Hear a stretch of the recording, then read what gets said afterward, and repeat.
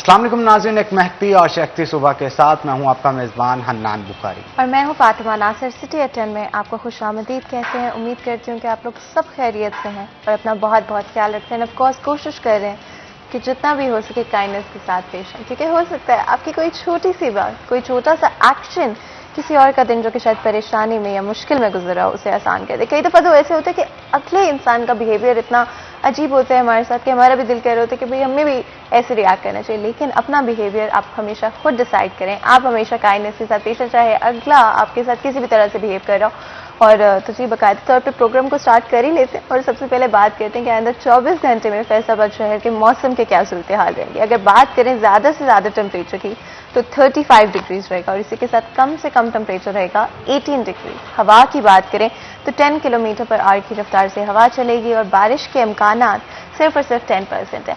हनान, आपको पता है मौसम जो है कॉन्टीन्यूसली चेंज हो रहा है और दिन ब दिन जो है ठंड ऑलमोस्ट आती हुई नजर आ रही है और हवा बहुत अच्छी चल रही होती है हर रोज शाम को। वैसे काफी रोमांटिक मौसम हो जाता है मगरिब के बाद ना, अगर देखा जाए तो सूरज गरूब होने के बाद ठंडी हवाओं का राज भी रहता है शहर भर के अंदर और इसके साथ साथ एक एटमॉस्फेयर जो बन जाता है ना, एक फीलिंग्स अब आना शुरू हो जाती है कि सर्दियां आ रही हैं। हवा में जो खनकी महसूस होती है, उसके बाद फिर ये भी मन करता है कि बाहर बंदा आउटिंग। गाना कौन सा है जो इस मौसम में सुनने का दिल करता है? कोई एक नहीं है स्पेसिफिक, बहुत सारे हैं। मतलब मैं आतिफ को सुनता हूँ, नुसरत को सुनता हूँ, राहत को सुनता हूँ। तो बड़ा ही क्लासिकल टेस्ट है हनान का। और बिल्कुल ठीक कह रही हैं, लेकिन ये होता है कि मौसम का मजा दुबाला हो जाता है। मतलब आप चाय की चुस्कियों के साथ जबरदस्त सा म्यूजिक सुने तो उससे आप फीलिंग जो है वो बड़ी जबरदस्त आती है और टाइम भी अच्छा स्पेंड होता है। एक सेल्फ सेटिस्फेक्शन जो है वो आपको फील होती है। तो आप भी तो गाने शाने सुनती होंगी ना इस तरह? मैं एक इंटरेस्टिंग फैक्ट एक्चुअली सोच रही थी अभी कि मुझे आदत है कि मैं गरम कोई भी अगर कोई चीज होती है, इवन चाय जो होती है, मैं उसको ठंडी कर पीना पसंद करती हूँ पर्सनली, क्योंकि मुझे पता नहीं क्यों गर्म चीजों की आदत नहीं रही है कभी भी।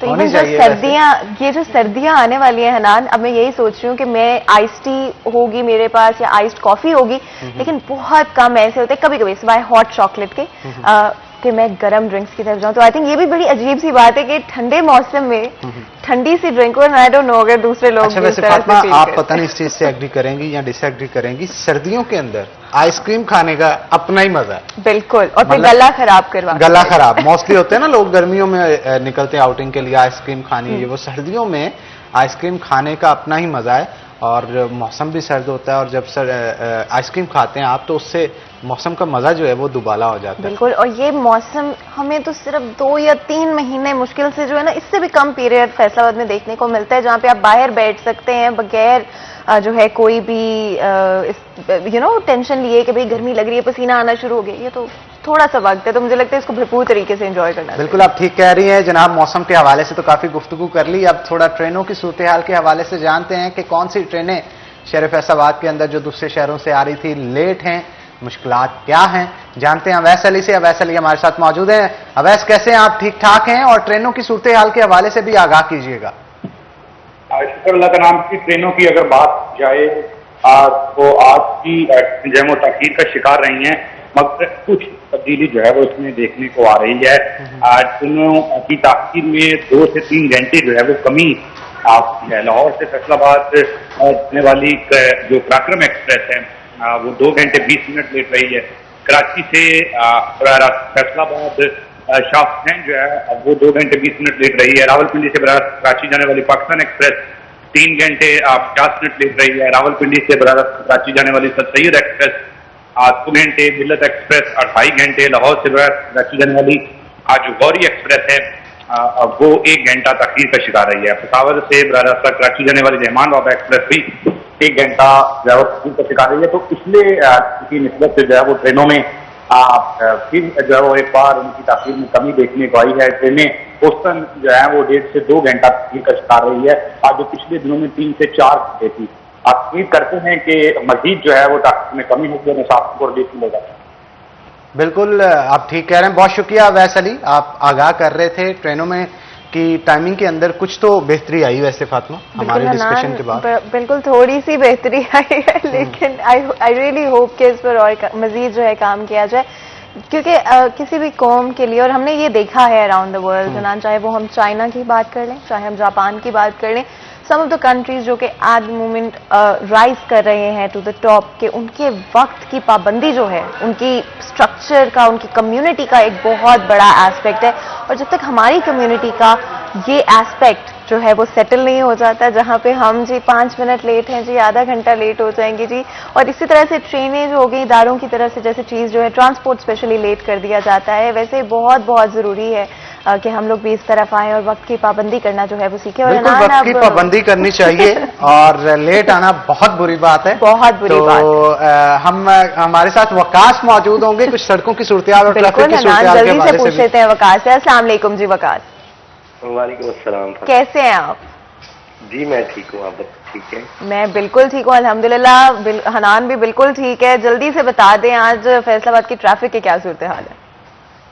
पद्मा, आज ट्रैफिक की सूरत हाल जो है वो कदरे बेहतर है। हमारे बहुत से रोड जो है वो नॉर्मल रूटीन के मुताबिक चल रहे हैं।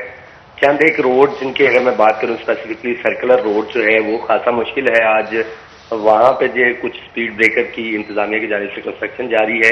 इसके साथ साथ अगर हम बात करें नाड़वाला रोड की, तो नाड़वाला रोड पे ट्रैफिक जो है वो आज सुस्त रवि का शिकार होगी, क्योंकि नाड़वाला रोड पे हमीरपुर बंगला बाईपास के करीब जो है कंस्ट्रक्शन वर्क जारी है, जिसके बायस जो है सड़क की एक तरफ जो है एक साइड मुकम्मल तौर पे बंद की गई है ट्रैफिक के लिए, जबकि दूसरी जानिब जो है वो मुकम्मल तौर पे दो तरफा ट्रैफिक के लिए खोली गई है, जिसके बायस ट्रैफिक जो है वो सुस्त रवि का शिकार है। इसके अलावा अगर फातिमा कैनाल रोड की जो हमारे अहम रोड हैं, जैसे कैनाल रोड है, सूसा रोड है, इनकी बात की जाए तो कैनाल रोड और सूसा रोड जो है वो मामूल के मुताबिक रवा दवा है। सिर्फ स्कूल टाइमिंग के अंदर जो है वो कुछ रश होता है इन रोड पे, इसके बाद जो है शहरी यहाँ से बड़े आराम से इत्मीनान से गुजर सकते हैं।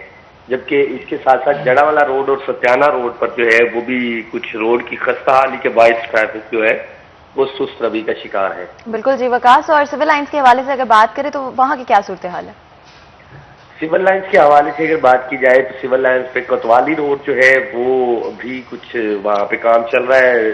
जिला इंतजामिया की जानिब से मुख्तलिफ स्पीड ब्रेकर जो है वो नई पॉलिसी के तहत बनाए जा रहे हैं, तो कोतवाली रोड पर भी ट्रैफिक जो है वो कुछ सुस्त रवि का शिकार है। इसके साथ साथ जिला कौंसिल चौक में जो है कुछ एहतजाज जो है वो प्लान किया गया है महकमा हेल्थ के वर्करों की जानिब से, जिसके बायस जिला कौंसिल चौक की तरफ आने वाली ट्रैफिक जो है खासकर एग्रीकल्चर यूनिवर्सिटी से और हलाले अहमद चौक की तरफ से आने वाली जो ट्रैफिक है उसको मतबादल रूट पे मोड़ा जाएगा। जबकि इसके साथ साथ जीटीएस चौक की अगर बात की जाए तो चूंकि जीटीएस चौक में सुबह सुबह दूसरे शहरों से आने वालों का रश जो है वो ज्यादा होता है और सिविल लाइंस को आने वाला ये एक अहम रास्ता है, तो यहाँ पर भी ट्रैफिक जो है वो सुस्त रवि का शिकार है। बिल्कुल जी, बहुत बहुत शुक्रिया Waqas, thank you so much इस अपडेट के लिए।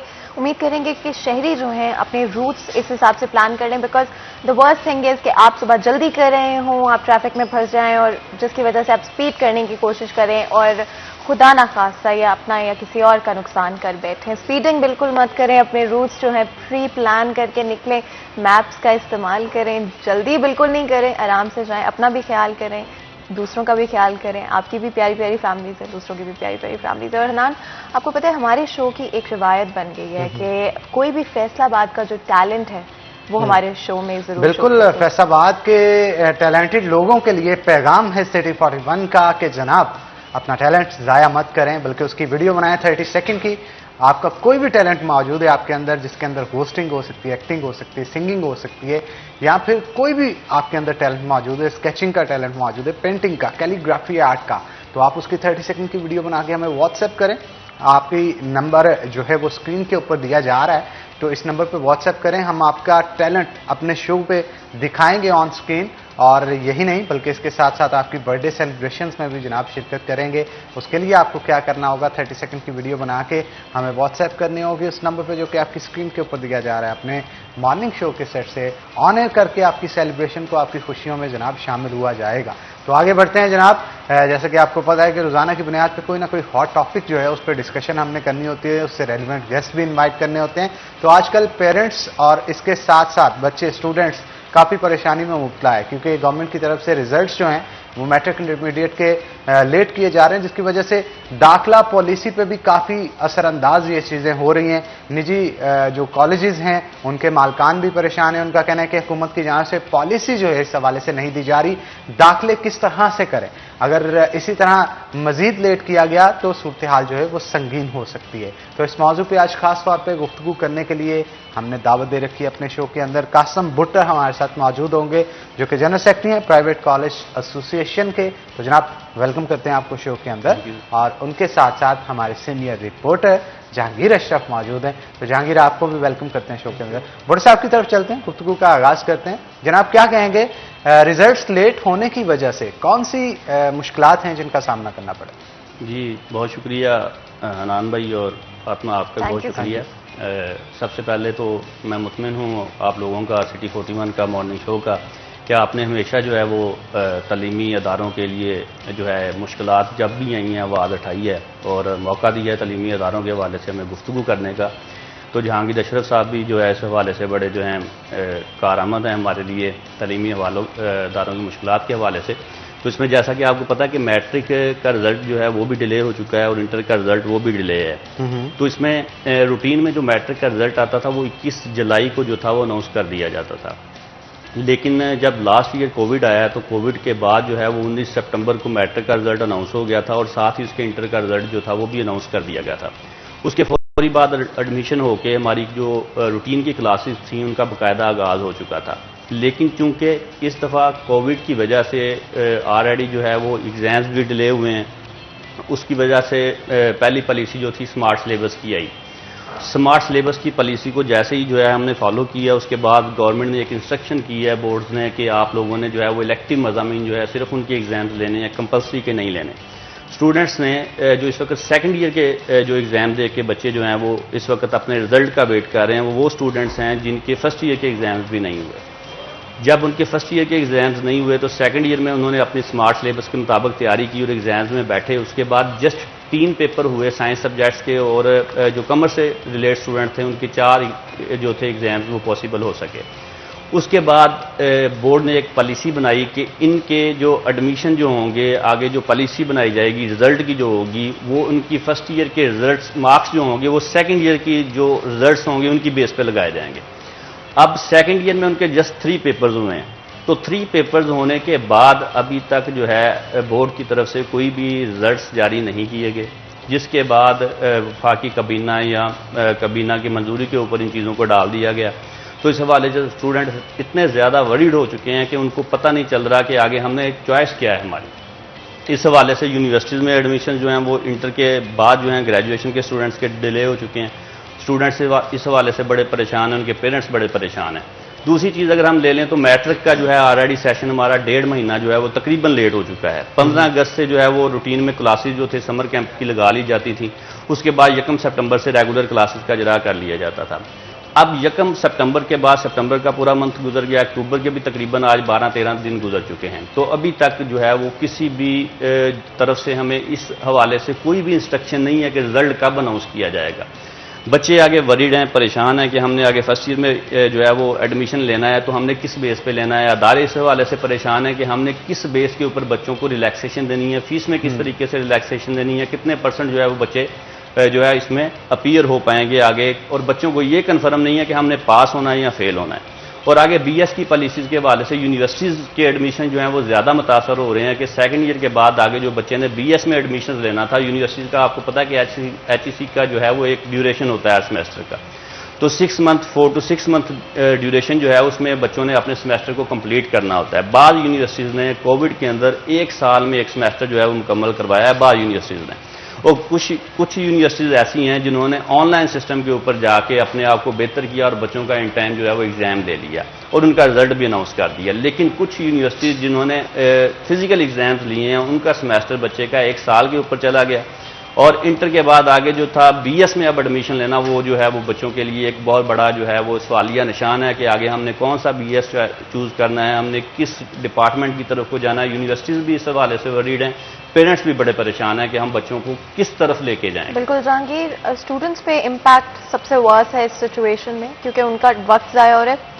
अगर आप 1 हफ्ता नहीं पढ़ाई करते हैं या आपको 3 महीने की स्कूल की छुट्टियां हो जाती हैं जो गर्मियों की, उसके बाद आप वापस आते हैं तो आपको कुछ हफ्ते दोबारा ऑन ट्रैक आने में लगते हैं। ये बच्चे जो कि इस वक्त इंतजार करें यूनिवर्सिटीज़ में एडमिशन लेने का, जैसे कि आपने भी कहा साइंसेज में स्पेशली मेडिकल हो गया, ज़्यादा वेटनरी साइंसेज हो गया, इन लोगों का क्या कसूर है और किस तरह का इम्पैक्ट इनके फ्यूचर पर पड़ रहा है? अच्छा फातिमा, देखिए स्टूडेंट जो है वो रिजल्ट पे डिपेंड करता है कि आगे कहाँ एडमिशन लेगा।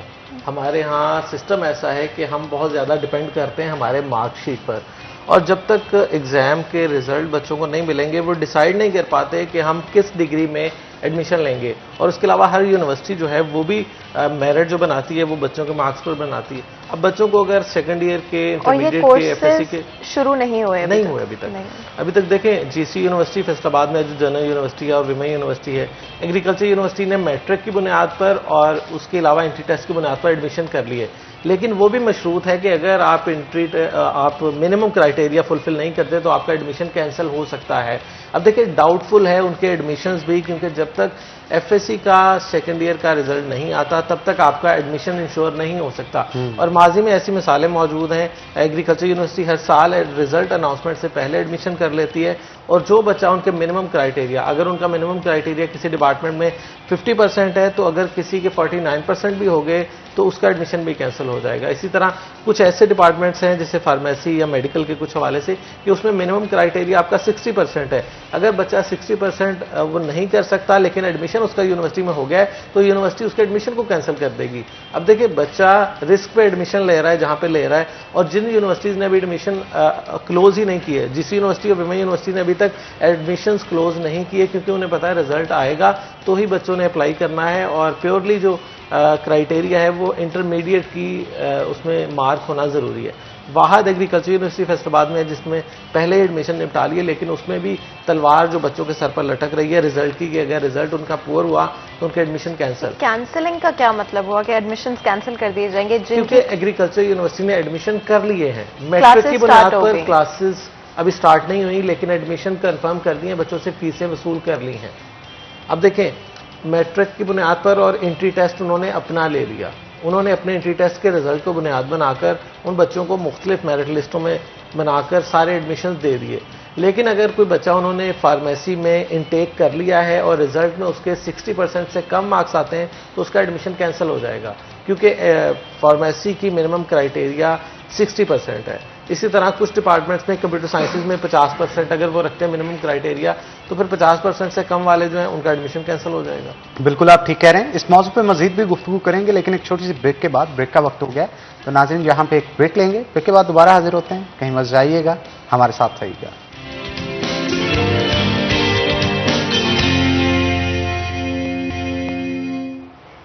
वेलकम बैक नाज़रीन, ब्रेक के बाद खुशामदीद। ब्रेक पे जाने से पहले गुफ्तगू जो है वो एडमिशन्स के हवाले से की जा रही थी। कासिम भुट्टा हमारे साथ मौजूद हैं, उनसे मजीद गुफ्तगू करते हैं। क्या कहेंगे जनाब, अब कितनी देर और मुतवक्का है गवर्नमेंट की तरफ से रिजल्ट्स के हवाले से, आपको क्या लगता है और उससे क्या मुश्किलात पेश आएंगी? जी, इसमें जो हमने चेयरपर्सन को भी जो रिक्वेस्ट की है, एक तहरीरी लेटर भी लिखा है उनको कि रिजल्ट को जल्द अज जल्द जो है वो अनाउंस किया जाए।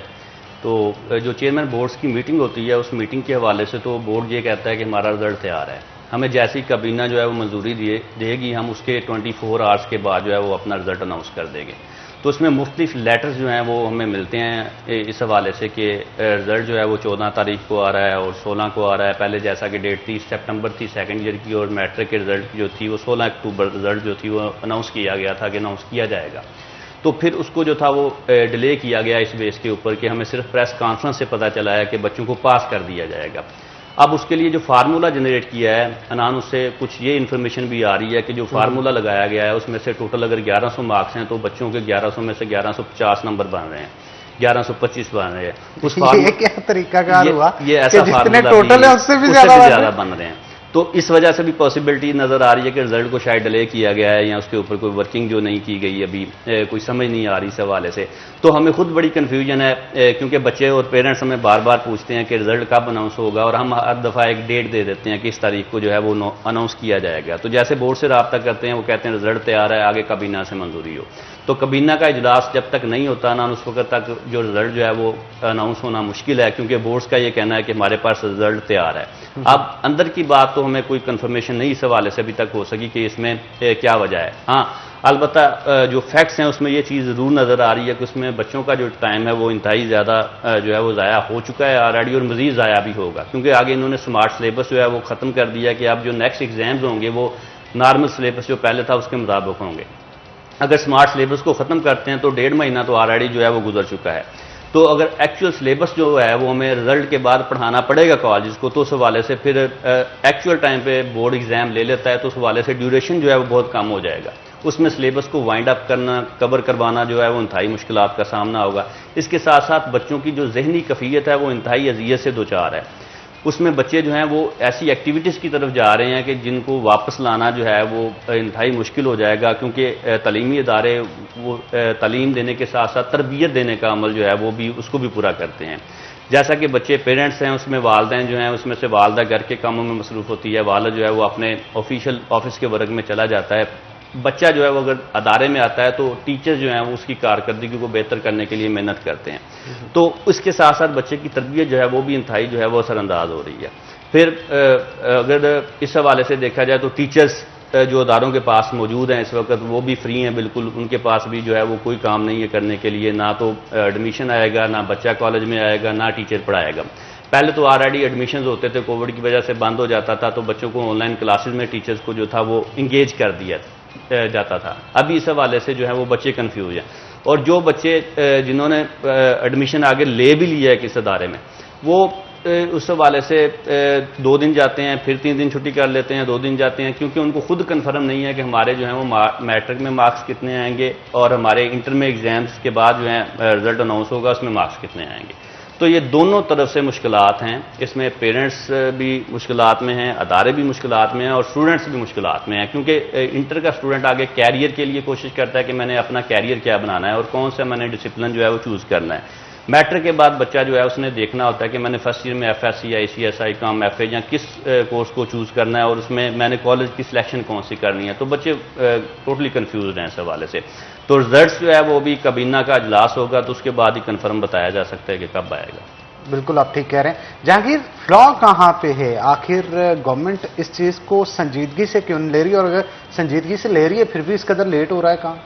इसके पीछे क्या वजह है? अच्छा हनान, देखिए जो गवर्नमेंट के जितने भी अभी तक डिसीजंस हैं वो पॉलिटिकल डिसीजंस हैं, उसमें एजुकेशनिस्ट को शामिल नहीं किया गया। अब देखिए बोर्ड का ये क्लेम है कि रिजल्ट उनके पास तैयार पड़ा है। गवर्नमेंट ने जो अनाउंस कर दिया कि हम 33% नंबर देकर सबको पास करेंगे, सिर्फ एक उस अनाउंसमेंट की वजह से बोर्ड जो है वो रिजल्ट अनाउंस नहीं कर रहा। अब देखिए बोर्ड के पास कोई ऐसी पॉलिसी, कोई ऐसा रूल, कोई ऐसा कानून मौजूद नहीं है कि फेल बच्चे को 33 नंबर दे के पास करते। अब उसके लिए कोई ना कोई असम्बली से कानून पास करना होगा, काबीना कमेटी को मंजूरी देना होगी। अब पॉलिटिकल स्टेटमेंट तो आ गई कि हम फेल बच्चों को भी कोरोना की वजह से 33% नंबर देकर पास करेंगे, लेकिन उसका कानून कहाँ है, किस कानून के तहत आप बच्चों को पास करेंगे? बोर्ड के पास ये मौजूद ही नहीं है। बोर्ड के पास एक रूल है कि अगर एक सब्जेक्ट में बच्चे की सप्ली हो, उसके सिर्फ 5 नंबर कम हो, तो उसको 28 नंबर पे भी स्टार लगाकर पास कर देती है, सिर्फ एक सब्जेक्ट में, अगर बाकी तमाम में वो पास है तो। लेकिन इस गवर्नमेंट ने ये अनाउंस कर दिया कि वो बच्चा 0 नंबर पे भी है तो उसको 33 नंबर, यानी कोई खाली पेपर दे आएगा तो उसे पास कर दिया जाएगा। अगर किसी ने पेपर दिया है, रजिस्ट्रेशन करवाई है, तो इन्होंने अनाउंस किया कि सबको पास करते हैं। अब बोर्ड अगर कोई प्रेजेंट ही नहीं था उसका तो एब्सेंट लगेगा, लेकिन जो प्रेजेंट है, जिसने पेपर सबमिट करवा दिया, चाहे खाली पेपर दे आया, बोर्ड रूल के मुताबिक वो फेल है, लेकिन गवर्नमेंट कह रही है, बजिद है और ऐलान कर चुकी है कि हम सबको पास करेंगे।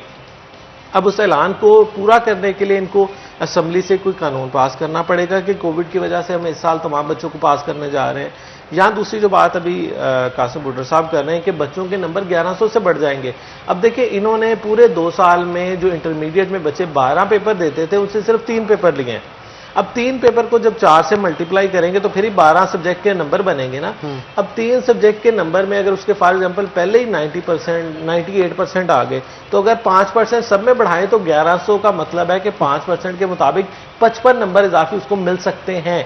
अगर उसके पहले ही 99% या 98% आ गए हैं, जैसे हमारे पोजीशंस आती है जनाब 1100 में से 1090, 1092, अगर 1092 वाले को 50 नंबर भी एक्स्ट्रा मिल गए तो 1100 से क्रॉस कर गया। और जहांगीर, हुकूमत की पॉलिसीज क्लियर नहीं है। मैं यहाँ पे ऐड करना चाहती हूँ ना कि आई थिंक एक पर्सपेक्टिव और एक एस्पेक्ट इस सारी सिचुएशन का, शायद उनकी आवाज़ जो है वो हम तक नहीं पहुंच पाती है, इदारों तक नहीं पहुंच पाती है, जो कि स्टूडेंट्स हैं, ऑफ कोर्स पेरेंट्स हैं, स्टूडेंट्स हैं, जिन पर किस तरह का इम्पैक्ट हुआ है सारी सिचुएशन में, ये हम नहीं बेहतर तरीके से वही बता सकते। तो नंबर आपकी स्क्रीन पर मौजूद है।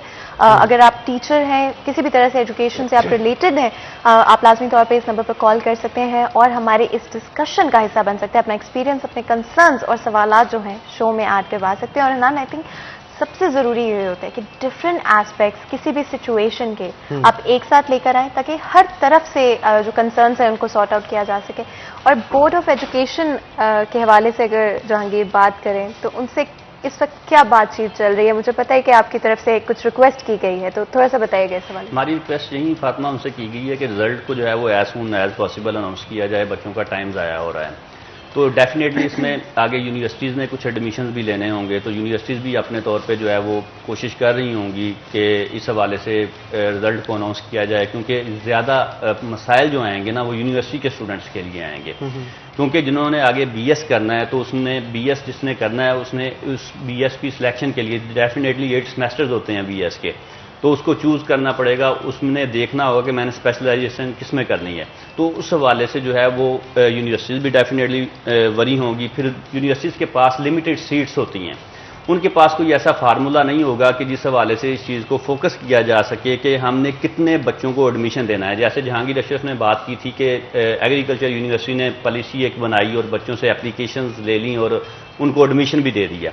जैसे इन्होंने कहा कि 60% अगर जो है एप्लीकेबल है एक सीट के लिए, एक बच्चा जो है उसके 59% आते हैं, तो डेफिनेटली उसका एडमिशन रिफ्यूज़ हो जाएगा। तो बाकी यूनिवर्सिटीज़ के पास भी लिमिटेड सीट्स हैं आरबीएस में, वहाँ पहले बच्चा अप्लाई करता है, वहाँ से जब रिफ्यूज़ होता है तो बच्चा प्राइवेट कॉलेज या गवर्नमेंट कॉलेज का रुख करता है या अदर यूनिवर्सिटीज़ करता है। एक बच्चे ने एक वक्त में 3-3, 4-4 यूनिवर्सिटीज़ में एप्लीकेशन जमा करवाई होती है। फिर जिस जगह पे उसका मेरिट आता है, उसको जो यूनिवर्सिटी जो है वो अच्छी लगती है फीस के हवाले से और बाकी चीज़ों के हवाले से उसने उसकी सिलेक्शन करना होती है। बाकी जो मेरिट लिस्ट होती हैं वहाँ से उसका रिफ्यूज़ल हो जाता है। उसके बाद वहीं बच्चे आगे प्राइवेट कॉलेज और गवर्नमेंट कॉलेज की तरफ भी जाते हैं। तो यूनिवर्सिटीज़ के लिए भी मसाइल हैं। फिर हमारी जो रिक्वेस्ट जो की गई है वो सिर्फ यही है कि रिजल्ट जो है उसको जल्द अनाउंस किया जाए। अगर रिजल्ट आपके पास तैयार है तो उसको अनाउंस कर देना चाहिए। उसमें मजीद जो है वो तखीर जो है वो तालीम की तबाही का सबब मजीद बनेगी। बिल्कुल आप ठीक कह रहे हैं। वैसे भुट्टो साहब, मेरिट की अभी आपने बात की, पोजीशंस कैसे बनेगी अगर ये सारे मामला चलते रहे? ये हनान बड़ी दिलचस्प सा सवाल भी है, तो इसमें जवाब भी डेफिनेटली दिलचस्प ही है कि प्रेस कॉन्फ्रेंस के जरिए पता चला है अभी तक कि जैसे उन्होंने कहा कि 33% नंबर दे के पास कर दिया जाएगा स्टूडेंट को। आप देखिए इस गवर्नमेंट का काम देखें, सबसे पहले इन्होंने सिलेबस जो था उसको स्मार्ट कर दिया। जब स्मार्ट सिलेबस के मुताबिक बच्चों ने उन चीज़ों को कवर कर लिया तो उसके बाद अनाउंस कर दिया कि स्मार्ट सिलेबस में से भी अब सब्जेक्ट कम कर दिए जाएंगे, उन सब्जेक्ट्स को भी कम कर दिया गया। अब ये भी साथ अनाउंस किया गया कि पोजीशंस कोई अनाउंस नहीं होंगी, पोजीशंस नहीं दी जाएंगी बच्चों वैसे को। ज्यादती नहीं होगी उन बच्चों के साथ जिन्होंने सारा साल इतनी मेहनत की और आखिर पे जाके क्या सुनने को मिला? देखिए वो बच्चे जो मैट्रिक में जिन्होंने बड़े अच्छे नंबर जो थे वो लेने थे या लिए होंगे, वो बच्चे आगे पोजीशंस में थे, वो बच्चे कंपटीशन में थे, उनका फ्यूचर आगे किसी ने डॉक्टर बनना था, किसी ने इंजीनियर बनना था, उनके लिए इन चीज़ों को डिसाइड करना मुश्किल हो गया। और जब पोजीशन ही नहीं मिलेगी डिसर्ट होंगे डेफिनेटली। हम इस पे मजीद भी चर्चा करेंगे, लेकिन एक छोटी सी ब्रेक के बाद, ब्रेक का वक्त हो गया तो नाज़रीन यहाँ पे एक ब्रेक लेंगे, ब्रेक के बाद दोबारा हाजिर होंगे। कहीं मत जाइएगा, हमारे साथ रहिएगा।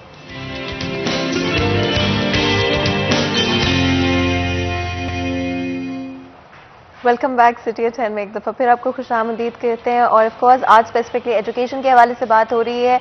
क्यों अभी तक मैट्रिक और इंटर के रिजल्ट्स रिलीज़ नहीं किए गए हैं? जो बच्चे स्पेशली यूनिवर्सिटी स्टार्ट करने का वेट कर रहे हैं वो वहीं पे अटके हुए हैं, उनका टाइम ज़ाया हो रहा है। प्रॉबेबली हो सकता है कि वो इस साल अपना जो फर्स्ट ईयर का सिलेबस है वो तक कवर नहीं कर पाएंगे सही तरह। अगर कर भी लिया, एग्जाम्स में बैठ भी गए, तो किस तरह की परफॉर्मेंस होगी जब ऑलरेडी चीज़ें इतनी लेट हो चुकी हैं? तो लाजमी तौर पे कुछ करने की ज़रूरत है। अगर आप स्टूडेंट है, किसी भी तरह से एजुकेशन से रिलेटेड है, तो आपका जो भी एक्सपीरियंस है, कंसर्न है या क्वेश्चंस हैं, नंबर आपकी स्क्रीन पर मौजूद होगा, आप कॉल कर सकते हैं और हमारे इस डिस्कशन का हिस्सा बन सकते हैं। बिकॉज कोई भी डिस्कशन हर एस्पेक्ट और हर साइड की स्टोरी के बगैर जो है वो कंप्लीट नहीं हो सकता। तो हम चाहते हैं आप लोग कॉल करें, नंबर आपकी स्क्रीन पर मौजूद होगा। डिस्कशन को आगे बढ़ाते हैं। आपको पता है कि कहा गया है कि कोई भी बच्चा जो कि एग्जामिनेशन में बैठ जाता है उसको पास कर दिया जाएगा। और ये बड़ा पॉइंट ऑफ डिबेट बन गया है। कुछ लोग कहते हैं जी कि बिल्कुल सही नहीं है, कुछ लोग कहते हैं, स्पेशली आई थिंक स्टूडेंट्स कहते हैं कि यही सही है, गिवन कि उनको किस तरह की क्वालिटी ऑफ एजुकेशन किस तरह की प्रोवाइड की गई है पिछले साल। जहांगीर, आप क्या कहेंगे इस हवाले से? कितना फेयर है कि जो बच्चा अगर एग्जामिनेशन हॉल में चला जाता है और जाकर बैठ जाता है, चाहे पेपर पे वो कुछ भी ना लिखे, उसको पास कर दिया जाए? अच्छा, इसको फातिमा तमाम एजुकेशनिस्ट इस पॉलिसी को मुस्तरद कर रहे हैं और हमने बाकायदा इस पर पूरा एक प्रोग्राम भी किया था जिसमें हमने साबिक वाइस चांसलर्स को इन्वॉल्व किया, हमने गवर्नमेंट के प्रिंसिपल्स को इन्वॉल्व किया, प्राइवेट सेक्टर से प्रिंसिपल्स को इन्वॉल्व किया। सबकी राय यही थी कि 33% नंबर देकर पास करना बच्चों के साथ ज्यादती है। अब देखिए, जो बच्चा बिल्कुल जीरो है उसको 33 नंबर देके जब अगली क्लास में बिठाया जाएगा तो जिसने पहला ही अपना सिलेबस कवर नहीं किया, उसकी अंडरस्टैंडिंग नहीं है, वो नेक्स्ट लेवल किस तरह अचीव करेगा। अब देखिए, आप मैट्रिक से नीचे भी चले जाए ना तो स्कूल्स में अक्सर बच्चों को प्रमोट नहीं किया जाता, पेरेंट को कहा जाता है कि इनको 1 साल और लगवा लें क्योंकि ये इस लेवल को क्रॉस नहीं कर सका। अब एक बच्चा जो मैट्रिक के काबिल ही नहीं है, उसको मैट्रिक की सनद देकर आप इंटरमीडिएट में बिठा देंगे तो क्या तवक्को की जा सकती है? एक तो उसकी परफॉर्मेंस लो हो गई, वैसे ही उसको आपने दोबारा से प्रैक्टिस रिहर्सल का मौका नहीं दिया। अब देखिए, रिहर्सल कितनी ज़रूरी होती है कि आप कोई एक्ट करते हैं तो आप बार बार उसको रिहर्सल उसकी करते हैं जब तक आप परफेक्ट नहीं हो जाते। ठीक है, इसी तरह से आपकी एग्जाम सिस्टम एक ऐसी, वो क्या उसे कहने के गेट कीपिंग है कि वहाँ से सिर्फ वही गुजरेगा जो उसके काबिल होगा। लेकिन अब ये क्या कर रहे हैं, ये बहिश्ती दरवाज़ा थोड़ी है कि सबको गुजार दें। तो इस तरह से ये बच्चों के साथ ज्यादती है। बाद में अब देखें, हमारे पास कॉलेजेस में इतनी स्पेस नहीं है। अब फैसलाबाद में 2210 स्कूल हैं और कॉलेजेस सिर्फ 47 हैं और इतने बच्चे अगर पढ़ के जाएंगे तो कॉलेजेस में सीट्स ही नहीं है हमारे पास इतनी। ठीक है, तो बच्चे वो कहाँ जाएंगे? हमारे यहाँ हर साल मैट्रिक की अगर बात करें तो तकरीबन 1.5 लाख से ज़ायद बच्चे जो मैट्रिक में अपीयर होते हैं और इंटरमीडिएट तक पहुँचते पहुँचते उनमें से सिर्फ 1 लाख बच जाता है। यानी कि हर साल 50-60 हज़ार बच्चा मैट्रिक में रह जाता है, फेल हो जाता है। इसका मतलब है कि इस साल ये बर्डन 50-60 हज़ार का कॉलेजेस पे डाल रहे हैं और इंटरमीडिएट के तो 30-40 हज़ार बच्चे जो हर साल फेलियर का सामना करते थे, वो नहीं पढ़ते थे या वो किसी भी वजह से लैक थे उनमें, उनको आगे यूनिवर्सिटीज़ पे बर्डन भेज रहे हैं। अब ना तो कॉलेजेस के पास उनको टेकअप करने की कैपेसिटी है, ना हमारी यूनिवर्सिटीज़ के पास इतनी गुंजाइश है। अब देखिए, पास करने का मकसद तो ये है ना आप उसको अगले स्टेप पे भेजें। अब अगले स्टेप पे जाने के लिए आपके पास कैपेसिटी नहीं है। अब जिस बच्चे को आप पास कर रहे हैं मैट्रिक में, उसको आप एडमिशन तो कॉलेज में दे नहीं सकते। तो जिस बच्चे को इंटरमीडिएट में पास कर रहे हैं उसको आप यूनिवर्सिटी में एडमिशन नहीं दिलवा सकते। तो फिर उसको पास करने का फायदा क्या है? ये गवर्नमेंट की पॉलिसी किसी एजुकेशनिस्ट के समझ में नहीं आ रही। स्टूडेंट्स इस बच्चे को पास करके कहाँ भेजेंगे ना? स्टूडेंट्स यहाँ पे आर्ग्यू करेंगे या उनका पॉइंट ये होगा कि अगर हम ए लेवल्स की बात करें, स्पेशली GCSEs की बात करें, तो बहुत सारे स्टूडेंट्स रिजल्ट से ना खुश हैं एट द मोमेंट और बार बार या तो रीचेकिंग के लिए पेपर्स को वापस भेजा जा रहा है या किसी ना किसी तरह से उनको कांटेक्ट किया जा रहा है कि ये रिजल्ट्स फेयर नहीं दिए गए। अगर उस हवाले से बात करें तो मैट्रिक और इंटर के लिए जो पॉलिसी बनाई गई है वो कंपैरेटिवली लीनियंट है और वो बच्चों को, मैं बच्चों के पॉइंट ऑफ व्यू से बात करूँ कि हम श्योर बच्चे ये सवाल अच्छा, मैं भी बच्चों के पॉइंट ऑफ व्यू से बात करता हूँ। आपने कभी सुना है कि फेल बच्चे ने रीचेकिंग के लिए अप्लाई किया हो? रीचेकिंग के लिए हमेशा वो अप्लाई करता है जिसको लगता है कि मेरे यार 90 नंबर आने चाहिए थे, 98 है। तो लीनियंसी आप सपोर्ट करेंगे या वो भी नहीं? हमेशा से पढ़े लिखे बच्चे ही रीचेकिंग की तरफ जाते हैं। अच्छा। फेल बच्चे को पता होता है यार मैं तो कुछ करके नहीं आया था, मैंने फेल ही होना था। अच्छा। फेलियर वाले बच्चे, एक्चुअली बच्चों को पता नहीं कि फ्यूचर में उनके साथ क्या होने वाला है, उनको अपने फ्यूचर का नहीं पता। जो एक्सपीरियंस लोग हैं, जो टीचर हैं, जो एजुकेशनिस्ट हैं, उन्हें पता है कि बच्चों के साथ क्या ज्यादती हो गई है।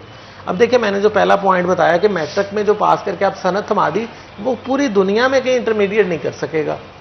वो पूरी दुनिया में कहीं इंटरमीडिएट की सनद दे दे उसको 33 नंबर के साथ, पूरी दुनिया में चला जाए, कहीं वो BS प्रोग्राम नहीं कर सकेगा क्योंकि BS के लिए आप 45% मिनिमम क्राइटेरिया है। अगर आप मिनिमम क्राइटेरिया एडमिशन का 45% है तो बच्चे को 33% देकर पास करने का मतलब है उसकी लाइफ में ब्रेक लग गई पढ़ाई के लिए। रिपीट करने में एक चांस आपके पास है कि आप रिपीट करें, पास हो जाएं अच्छे नंबर के साथ और 45 से क्रॉस करें और आगे आपके लिए रास्ते खुले हैं, आप एडमिशन लें।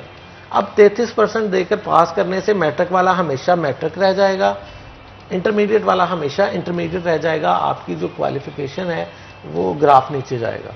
पहले लोग ऊपर को जा रहे हैं। हम सब बच्चों को, अब देखें, सप्ली क्लियर करके बहुत सारे बच्चों को मैंने खुद आगे मास्टर्स एमफिल करते देखा है। लेकिन आप सप्ली का मौका नहीं दे रहे बच्चों को, पास करके उनको डिग्री दे के घर बिठा रहे। अच्छा, लीनियंसी कासिम साहब आप सपोर्ट करेंगे या नहीं कि थोड़ा बच्चों को चेकिंग जो है, जिस तरह से आप भी बात कर रहे थे जहांगीर, कि आसान चेकिंग की जाए, क्या उसको सपोर्ट करेंगे? जो आसान चेकिंग है ना, उसके ऊपर कोई एतराज़ नहीं होता। आसान चेकिंग में यही जो है फेवर स्टूडेंट को दी जा सकती है कि किसी के 3-4 नंबर कम है तो उसको करके वो पास कर दिया जाए। कि 33% जो है इस पॉलिसी को किसी भी सूरत में जो है वो फेवर नहीं दी जा सकती। इसकी वजह यही है कि वो बच्चा, जैसे जहांगीर ने बात की है, कि उसकी लाइफ को हमने ब्रेक लगा दिया। बड़ा अच्छा सिस्टम होता था, बच्चा मैट्रिक के पेपर देता था, इंटर के पेपर देता था, उसके बाद सप्लीमेंट्री का एक एग्जाम का चांस होता था कि मैं फेल हो गया हूं, उसके बाद मैंने 2-3 महीने या 40 दिन के बाद जो है वो उसका पेपर ले लिया जाता था, बच्चा उसमें क्लियर करके फिर उसके बाद फर्स्ट ईयर में बैठ जाता था। अब गवर्नमेंट ने यह भी साथ अनाउंस किया कि सप्लीमेंट्री एग्जाम ही नहीं होगा। अब आप बच्चे का वो चांस भी आपने ले लिया। अब एक और इसमें बड़ी इंपॉर्टेंट बात है कि लास्ट ईयर जो बच्चे इंग्लिश में फेल थे, उनका इस दफ़ा इंग्लिश का पेपर ही नहीं हुआ। उन बच्चों से इंग्लिश का पेपर ही नहीं, कंपल्सरी सब्जेक्ट्स के तो एग्जाम्स हुए ही नहीं है। ऐसे बच्चे जो इंग्लिश में लास्ट टाइम फेल थे, पूरा साल उन्होंने इंग्लिश की तैयारी की है। तैयारी करने के बाद जब उन्होंने एग्जामिनेशन फॉर्म, एग्जामिनेशन फीसें भी जमा करवा दी हैं, बोर्ड ने फीसेस भी ले ली उनसे, सारा कुछ कर लिया, फिर उसके बाद अनाउंस कर दिया जाता है कि आपका कंपल्सरी सब्जेक्ट जो है उसका पेपर ही नहीं होगा। अब उसके लिए भी पॉलिसी यही है कि उसको पास कर दिया जाए। तो अब ये देखें कि एक बच्चा, ऐसे बच्चे भी मौजूद होंगे जो एग्जाम्स में अपीयर ही नहीं हुए, उनको भी पास कर दिया जाएगा। उसमें वो बच्चे थे जिनके कंपल्सरी सब्जेक्ट्स थे, जैसा कि इंग्लिश था, उर्दू था, इस्लामियत लाजमी थी, पीएस थी, ये वो मज़ामीन हैं जिनके इन्होंने एग्जाम्स लिए नहीं हैं बोर्ड ने। तो लीनियंसी इतनी हो सकती है कि बच्चे के 4-5 नंबर कम है किसी सब्जेक्ट में, तो पेपर मार्किंग वाला जो है अगर उसको वो 4-5 नंबर दे दे, या बोर्ड जैसे पॉलिसी जहांगीर ने बताया कि 28 हैं तो स्टार लगा के उसको पास कर दिया जाए, तो ये फेवर तो बच्चे के हवाले से समझ में आती है। एक बच्चा करता ही कुछ नहीं है एग्जाम में और उसको 33 नंबर दे के पास कर दिया जाएगा, और जिस बच्चे ने 98% मार्क्स लिए हैं अपनी मेहनत के बलबूते पे, उसको भी फिर 33% नंबर जो है वो एक्स्ट्रा देने चाहिए। अगर उसको देंगे तो उसके तो 1100 में से 1120, 30, 40 नंबर बन जाएंगे। फ्यूचर इम्पैक्ट क्या आएगा इस चीज़ का? क्योंकि बहुत सारे बच्चे अब जरा लीनियट हो जाएंगे पढ़ाई के मामले में कि पास तो हो ही जाना है। फ्यूचर इम्पैक्ट क्या होगा? फ्यूचर इम्पैक्ट यही है कि बच्चे, जैसा कि आप अभी जो फर्स्ट ईयर आएगी, ये वो स्टूडेंट्स हैं जिन्होंने 9th में भी एग्जाम्स नहीं दिए थे, उनको प्रमोट कर दिया गया था। 10th में भी इनके जस्ट 3 पेपर हुए हैं, उसके बाद जो है उनका रिजल्ट जो है उसमें तखीर का शिकार है।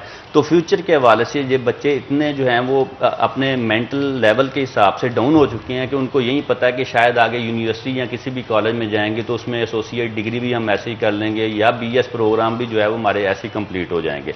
तो आगे जब फ्यूचर में ये बच्चे मार्केट में जाके जॉब्स के लिए अपने यही डॉक्यूमेंट्स देंगे तो वो डेफिनेटली जो है वो बड़ा मुश्किल काम होगा। बिल्कुल जी, बहुत ही इंपॉर्टेंट डिस्कशन आज का, स्पेशली स्टूडेंट्स के लिहाज से, एजुकेशन से रिलेटेड जितने भी लोग हैं उनके लिए बहुत बहुत इंपॉर्टेंट है आज का डिस्कशन।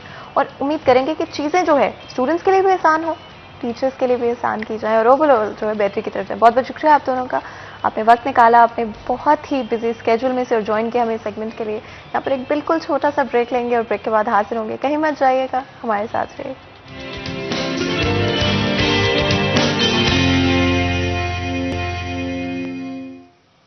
वेलकम बैक नाज़रीन। ब्रेक के बाद खुशामदीद। नाज़रीन, जैसा कि आपको पता है मौसम तो तब्दील हो रहा है, लेकिन इसके साथ साथ बहुत सारे घरों के अंदर मुख्तलिफ किस्म के पकवान जो है वो भी पकाए जाते हैं, और ख़ास तौर पे घरों के अंदर जब पकवान की बात आती है तो घी और ऑयल जो है वो बहुत इंपॉर्टेंट फैक्टर समझा जाता है। तो हम यहाँ पे लाजमी तौर पे आपको रिकमेंड करेंगे कि आप घरों के अंदर जब भी खाना बनाएं तो गोल्डन कुकिंग ऑयल और गोल्डन वेजिटेबल घी के साथ बनाएं। उसकी वजह क्या है वो भी हम आपको बताते हैं कि गोल्डन कुकिंग ऑयल बनाने वालों का ये कहना है कि इसे अफजाने सेहत के असूलों के मुताबिक कुदरती अज्जा के साथ डबल ऑटोमेटिक प्लांट के ऊपर तैयार किया जाता है, जिसका मकसद ये होता है कि आपके खानों की लज्जत को 4 चांद लगाए जाएं। यही नहीं बल्कि इसके साथ साथ इसके अंदर विटामिन का ब्लेंड भी मौजूद है, जिसमें विटामिन ए, विटामिन डी और विटामिन ई मौजूद है, जो कि आपके खानों की लज्जत को तो 4 चांद लगाता है, लेकिन इसके साथ साथ ऐसे लोग जो कि ज़रा हेल्थ कॉन्शियस होते हैं उनके लिए भी काफ़ी मुफीद साबित होता है। तो बाजार में जाए तो सबसे पहले आपका इंतखाब होना चाहिए गोल्डन कुकिंग ऑयल और गोल्डन वेजिटेबल घी, ताकि आपके खानों की लज्जत को 4 चांद लग सकें।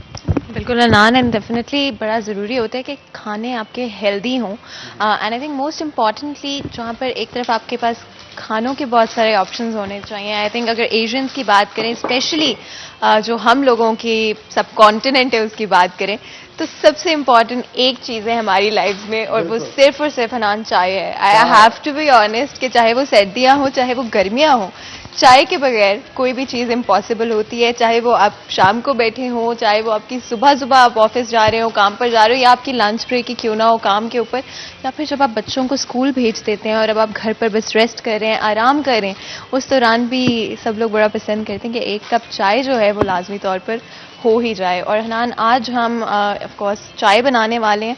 आपको पता है कि मैं बिल्कुल भी एक्सपर्ट नहीं हुई अभी चाय बनाने में, लेकिन मैं सीख रही हूँ, और हनान मुझे बहुत अच्छी टिप्स देता है कि चाय किस तरह से बनाए, बिकॉज हनान को बहुत अच्छी चाय बनानी आती है। और डेफिनेटली कई दफ़ा ऐसे होते हैं कि शो जब खत्म हो जाता है तो हम लोग बैठ कर चाय पी रहे होते हैं, लेकिन हनान आई थिंक जो ब्रांड आपने चूज़ करना होता है चाय का, वो बहुत इंपॉर्टेंट होता है। अगर डियर टी के हवाले से बात करें तो डियर टी बनाने वालों का दावा है कि बेहतरीन बागात से चुनकर जो है इसके चाय की पत्तियां और जो टी लीव्स हैं वो लाए जाते हैं, जिसकी वजह से इसकी खुशबू हो, ब्लेंड हो, इसका जो टेस्ट हो वो इतना मज़ेदार होता है कि आप चाय के अंदर जो है वो खो ही जाते हैं। डियर टी बनाने वालों का ये भी दावा है कि कोई आम लोग इसको सैंपल नहीं करते हैं, यानी कि कोई हायर नहीं किए जाते हैं इसको सैंपल करने के लिए, बल्कि डियर टी के मालिकान खुद एक्चुअली में इसको सैंपल करते हैं, which is also very very important. Hanan, अगर आप 2 चम्मच जो हैं डियर टी के ऐड कर दें तो आई थिंक हमारी ऑडियंस को हम थोड़ा सा दिखा सकें कि इसका जो ब्लेंड है वो किस तरह का है और कितनी फाइनली आपको नज़र आ रहा होगा पत्ती कितनी फाइन है। और आप बता सकते हैं कि जितनी फाइन पत्ती होती है उतना ही मज़ेदार टेस्ट और फ्लेवर आपको मिलता है, जो कि ऑफ कोर्स किसी भी चाय के लिए बड़ा ज़रूरी होता है। और डियर टी बनाने वालों का ये भी दावा है कि आप जो है इसको एक दफ़ा ख़रीदेंगे तो आप खुश हो जाएंगे और आपकी जो शामें हैं वो रंगीन हो जाएंगी। तो आई थिंक डियर टी जो है लाजमी तौर पे आप लोगों को ट्राई करनी चाहिए। आप लोग अपने नियरेस्ट स्टोर पे जा सकते हैं, भाग कर जाएं, जाकर वहाँ से डियर टी के चाहे दाने वाली हो या फिर एक्सट्रीम क्वालिटी की हो, आप ख़रीद सकते हैं, उसको अपने घर में बना सकते हैं। और हनान, आपको पता है मैं शो शुरू होने से पहले भी आपसे बात करी थी कि इस मौसम में क्या दिल करता है किया जाए, और आप मुझे बता रहे थे जी कि आतिफ असलम के गाने सुन लिए जाएं, नुसरत के गाने सुन लिए जाएं और राहत फ़तेह अली खान के गाने सुन लिए जाएं। ऑफ कोर्स स्पेशली ये 2 नाम लेते हैं तो इनका फैसलाबाद से बड़ा गहरा ताल्लुक है, जिसकी वजह से शामें रंगीन हो जाती हैं। और साथ एक कप डियर टी हो, जिस तरह से डियर टी बनाने वालों ने दावा किया है कि ये चाय जो है डेफिनेटली इसका ब्लेंड, टेस्ट, टेक्सचर जो है डेफिनेटली आप लोगों को पसंद आएगा और आपकी शामों में जो है रंग भर जाएगा। तो आई थिंक इसलिए ज़रूरी है कि इन विंटर्स आपने डेफिनेटली ट्राई करना है। अगर आप तेज़ पत्ती पसंद करते हैं कि आपकी चाय जो हो, जो कि अगर मैं कहूँ मेरे घर में ना एक वर्ड इस्तेमाल किया जाता है जिसको कहते हैं ट्रकों वाली चाय, यानी कि वो आपको फौरी तौर पे ना उठा देती है, आपको एक हिट मिलता है उससे। तो दाने वाली चाय जो है आप इस्तेमाल कर सकते हैं डियर टी की, या फिर एक्सट्रीम क्वालिटी इस्तेमाल कर सकते हैं अगर आप दूध पत्ती टाइप चाय पसंद करते हैं, जो कि इवन पर्सनली मेरी भी पसंदीदा है। और एक और चीज़ हनान, ऑफ कोर्स आपको पता है चाय जो है हमारी तैयार हो रही है, जितनी देर चाय बनती है हनान आज बना रहे हैं, बहुत अच्छी चाय बना रहे हैं हनान, तो उतनी देर आप लोग जल्दी से ब्रेक ले लें, ब्रेक के बाद हाजिर होते हैं। कहीं मत जाइएगा, हमारे साथ रहिएगा।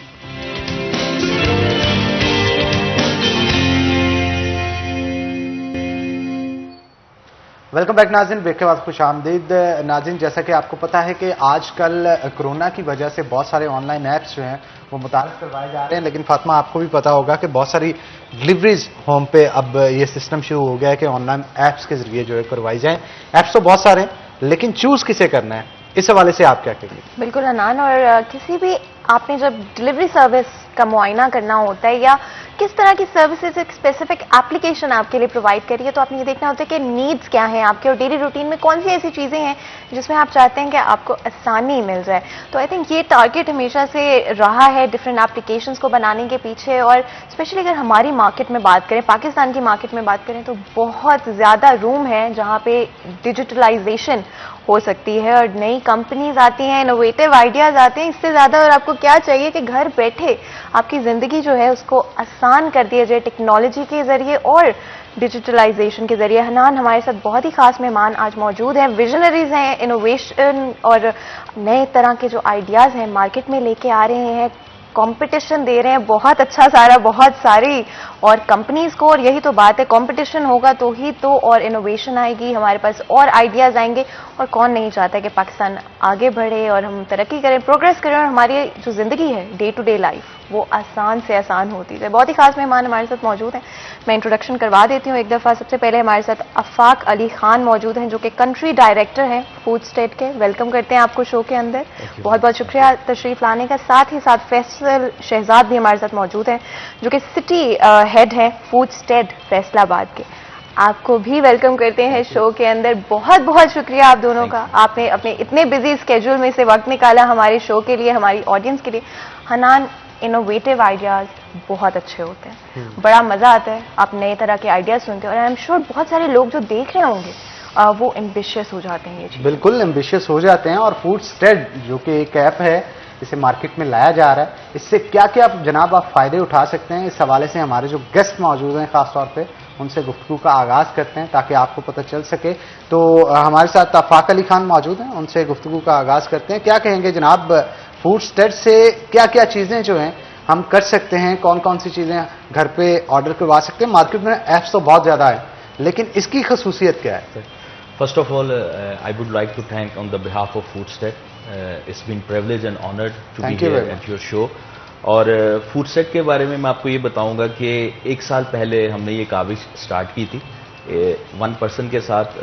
No we have a huge family of Foodstead और ग्रेजुअली हमने इसको ग्रो किया। आपको पता है कि ऐप्स तो बहुत सारी हैं, बहुत सारे लोग जो है मार्केट में ऑपरेट कर रहे हैं, लेकिन वो कहते हैं कि ज़रूरत ईजाद की माँ है, कि जैसे जैसे चीज़ें प्रॉब्लम्स क्रिएट होते हैं सोसाइटीज़ के अंदर। जैसे आपको पता है कोविड के दिन आजकल चल रहे हैं और जब हमने स्टार्ट किया था तो कोविड बहुत ज़्यादा इन्वॉल्व था, तो हमें कुछ समझ नहीं आ रही थी। डे एंड नाइट हम आईटी वालों के साथ एंगेज थे और हम ये सोच रहे थे कि यार क्या कुछ ऐसा करें कि दूसरों से डिफ्रेंशिएट हम इसको करें और किस तरह से करें, क्योंकि नॉर्मल ऐप्स और एक डिलीवरी फूड डिलीवरी जो ऑलरेडी मार्केट में ऑलरेडी जो चल रहे हैं, लेकिन हम इसको दूसरों से कैसे डिफ्रेंशिएट करें। बस वो करते करते हम लोग यहाँ तक पहुँचे हैं। हमने फाइनली डिसाइड किया था कि हम इसको लाहौर से लॉन्च करेंगे, लेकिन हमारे seniors basically sir Norwegian based company, तो उन्होंने कहा नहीं जी इसको फैसलाबाद से लॉन्च करें। तो no we are in front of your eyes और हमने इसको लॉन्च कर दिया हुआ और with different and very Foodstead basically come up with a very unique idea. तो वो इंशाल्लाह ताला फर्दर फिर मैं आपको डिस्क्राइब करूंगा कि बेसिकली कौन से आइडियाज़ हैं।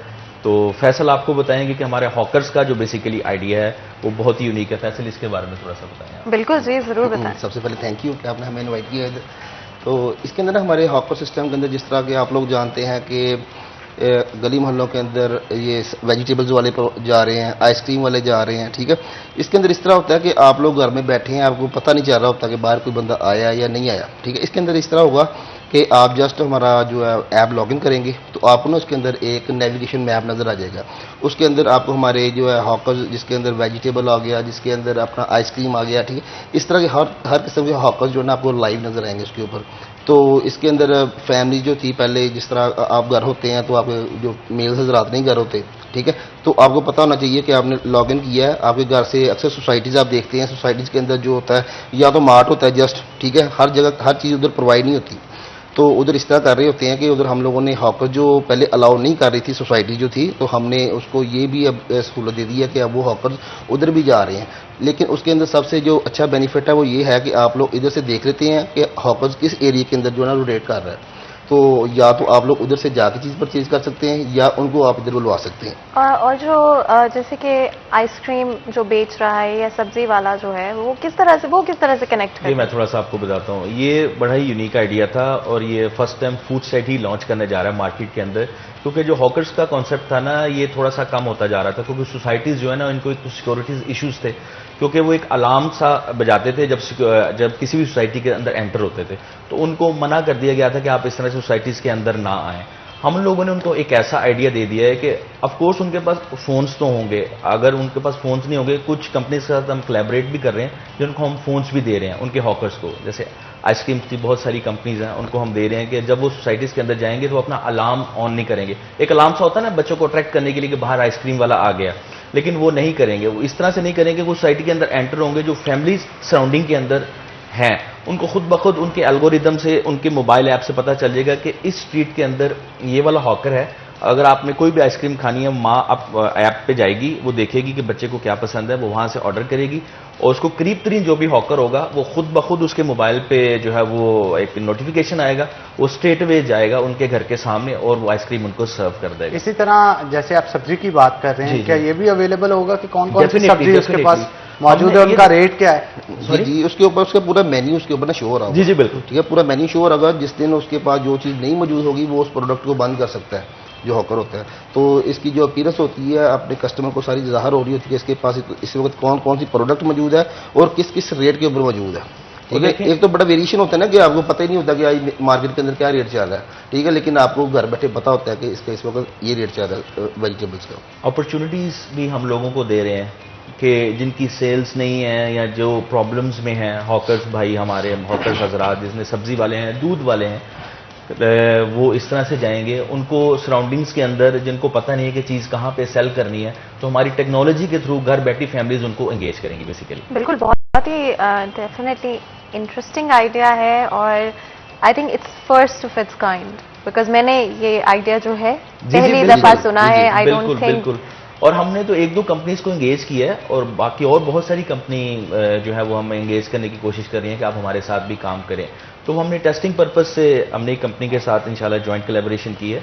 यू विल सी इंशाल्लाह इन द मार्केट वेरी सून कि आपको वो हॉकर्स जिनके साथ हमने जॉइंट किया तो वो आप इंशाल्लाह उनको देखेंगे। अच्छा जी, अब यहाँ पे एक सवाल जो मेरे माइंड में आ रहा है कि बहुत सारे जो हॉकर्स हैं वो दे वुडंट नो कि ये टेक्नोलॉजी एग्जिस्ट भी करती है या इसको कैसे इस्तेमाल किया जाता है। उसके लिए किस तरह से उस ऑडियंस को आप कैप्चर करेंगे? मैं आपको बताता हूँ। आप कह रही हैं कि वो जो हॉकर्स हैं उनकी ट्रेनिंग्स कैसी होंगी? जी, मैं आपको बताता हूँ। जो तो आइसक्रीम की कंपनीज हैं बेसिकली जो मार्केट में ऑपरेट कर रही हैं, उनको तो हम एक जगह सबको इकट्ठा करके तो हम उनको एजुकेट करेंगे, उनको ट्रेनिंग्स देंगे कि उन्होंने basically it's a very friendly user friendly application ना, इसमें कोई डिफिकल्टीज नहीं है कि आपको कोई प्रॉब्लम आएगी। स्ट्रेट अवे आप भी मुझे बताएं कि हमारे मुल्क के अंदर ये उबर ऐप एक आई थी, उबर करीम के नाम से, तो लोगों ने बहुत ही आसानी से उसको अडॉप्ट कर लिया था। रिक्शे वालों ने अडॉप्ट कर लिया था, छोटी गाड़ियों वालों ने अडॉप्ट कर लिया था। हालांकि हमारे मुल्क के अंदर आपको पता है कि जो नई टेक्नोलॉजी आती है उसको अडॉप्ट करने में कितनी मुश्किलात आती हैं, क्योंकि एजुकेशन नहीं है, अवेयरनेस नहीं है लोगों को।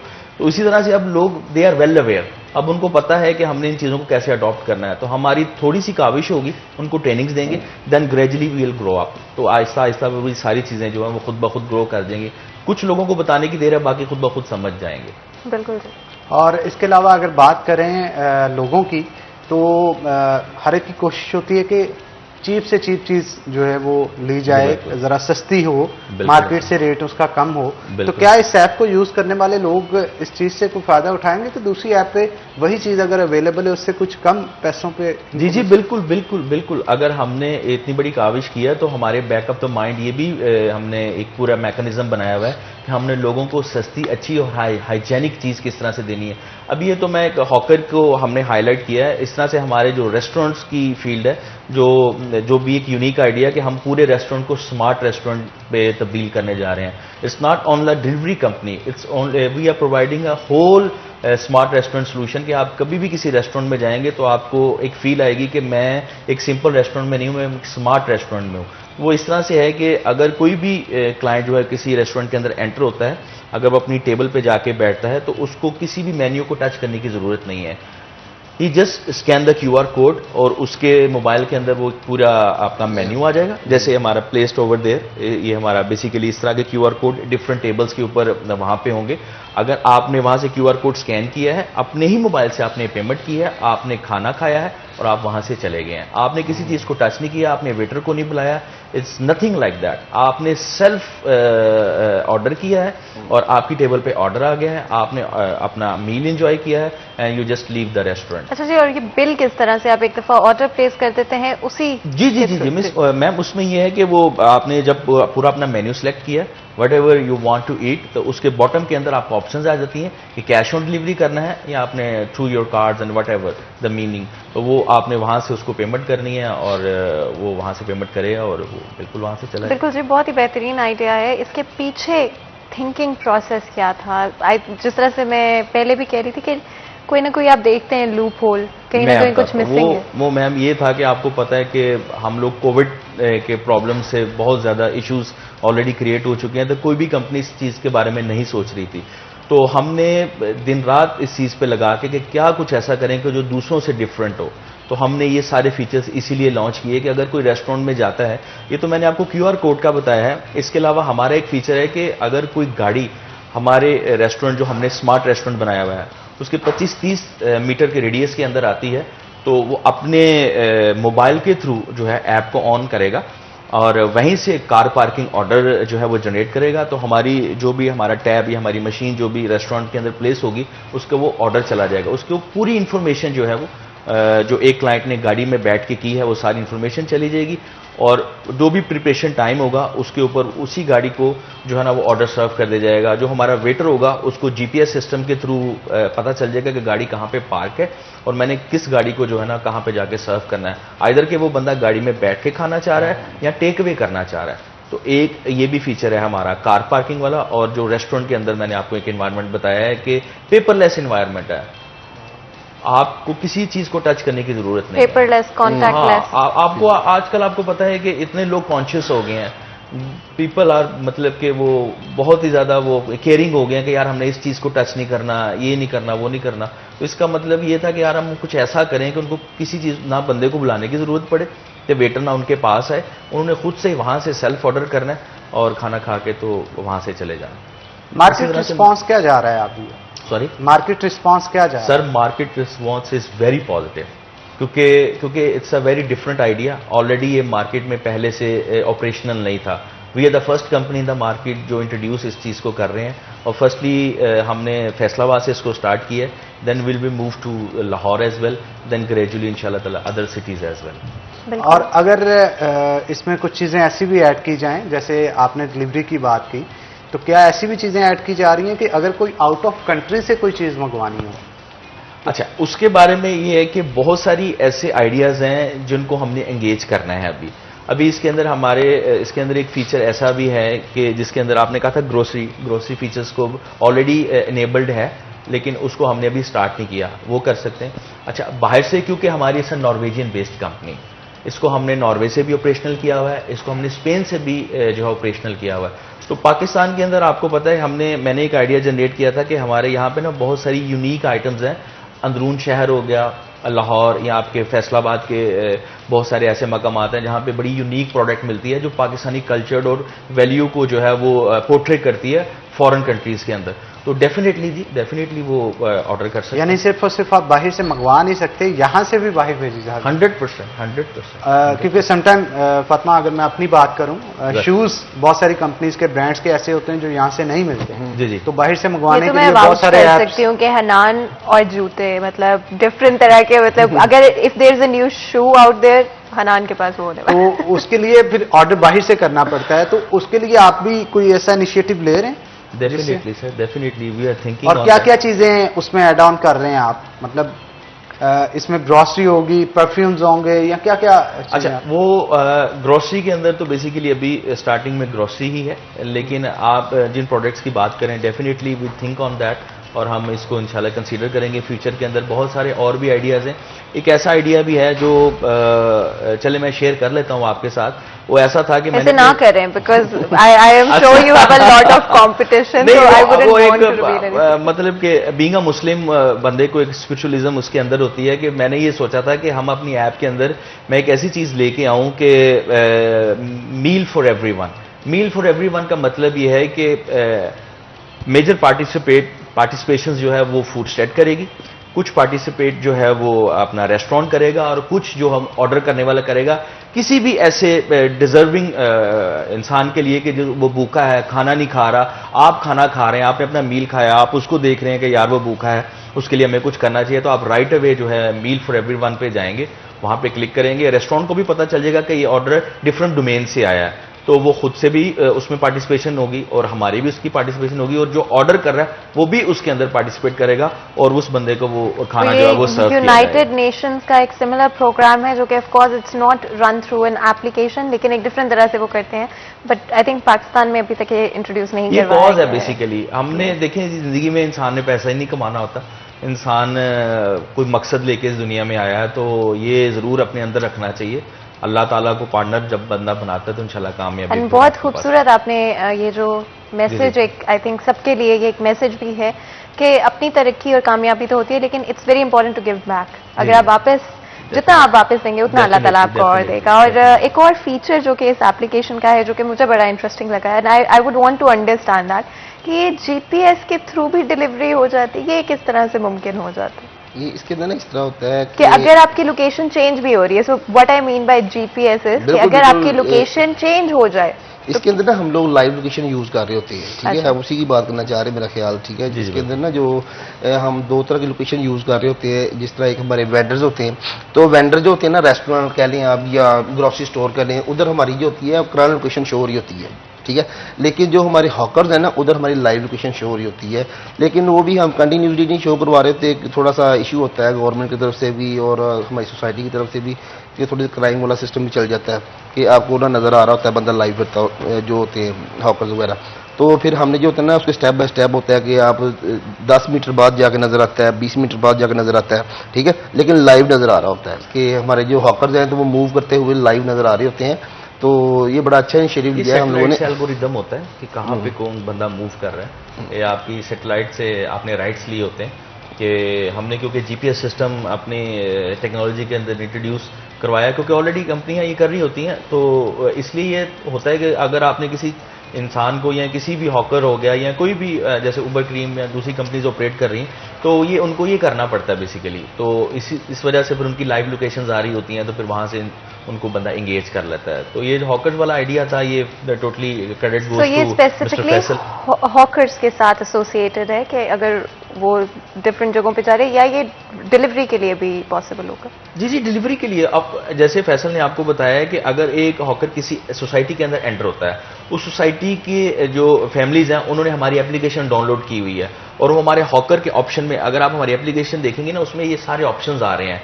QR कोड का ऑप्शन आ रहा है, हॉकर्स का आ रहा है, कार पार्किंग आ रहा है, और एक चीज़ मैंने मिस कर दी कि हमारी एडवांस टेबल बुकिंग का भी ऑर्डर है कि अगर किसी ने खाना खाना है और वो 2 दिन बाद रेस्टोरेंट पे आना चाह रहा है, तो वो हमारे सिस्टम पे जाके एडवांस पेमेंट करेगा, अपना मनपसंद का खाना सिलेक्ट करेगा, उस दिन वो रेस्टोरेंट में आएगा, उसको खाना सर्व किया जाएगा और वो खाना खा के चला जाएगा विदाउट पेमेंट हैसल। उसको किसी बंदे को बताने की जरूरत नहीं। अच्छा, बहुत सारे लोग ऐसे भी होते हैं ना जो ऑनलाइन ऑर्डर्स कर देते हैं और बाद में फिर उसे क्लिक नहीं करते, तो वो ना करें सर। वो हमने इसका ना प्रॉब्लम रेस्टोरेंट को तो नहीं है। Cash on delivery, cash on delivery की मैं बात कर रहा हूँ। अच्छा, कैश। वो जिस तरह इन्होंने वो थोड़ा सा बता रहे थे ना कि अल्लाह ताला का हिस्सा भी होना चाहिए, तो हम ये नहीं, हमारा ये भी मकसद नहीं है आपको डायरेक्टली कहने का कि जो चीज़ कस्टमर नहीं ले रहा है वो हम अल्लाह ताला को भेज देते हैं, ऐसा सीन भी नहीं है। लेकिन इसके अंदर ना हम लोगों ने डायरेक्टली इन्वॉल्व किया हुआ है इसको, फिजान मदीना को, ठीक है। फिजान मदीना है हमारे पास, लसानी वाले हैं, सिलानी वाले हैं, ठीक है। तो हमने डायरेक्ट उनको इन्वॉल्व किया हुआ है हम लोगों को ना। जो भी हमारा कोई कस्टमर ऑर्डर कैंसिल करवा देता है ना, या फेक ऑर्डर जिसे आप बोल लें, ठीक है, तो वो फिर ऑर्डर जो होता है डायरेक्टली जो होता है उधर जा रहा होता है अपना फिजान मदीना के अंदर। ये एंगेज करती है, तो हम लोगों ने इसको एंगेज किया हुआ है ऑलरेडी। एंगेज होती तो है, वो चाहे फिर 500 का ऑर्डर हो या चाहे 10,000 का ऑर्डर, यानी पार्किंग में भी अगर वो कर रहे हैं तो वो सारा उधर चला जाएगा। ये बड़ा अच्छा इनिशिएटिव है। वैसे आज ये होता है ना कि उसके अंदर देखें, अगर आप रेस्टोरेंट ओनर है ना, तो आपको एक फूड सेट के बिहाफ के ऊपर ऑर्डर आ गया है, ठीक है, आपने ऑर्डर रेडी कर दिया है, तो इसके अंदर आपका कोई कसूर नहीं है।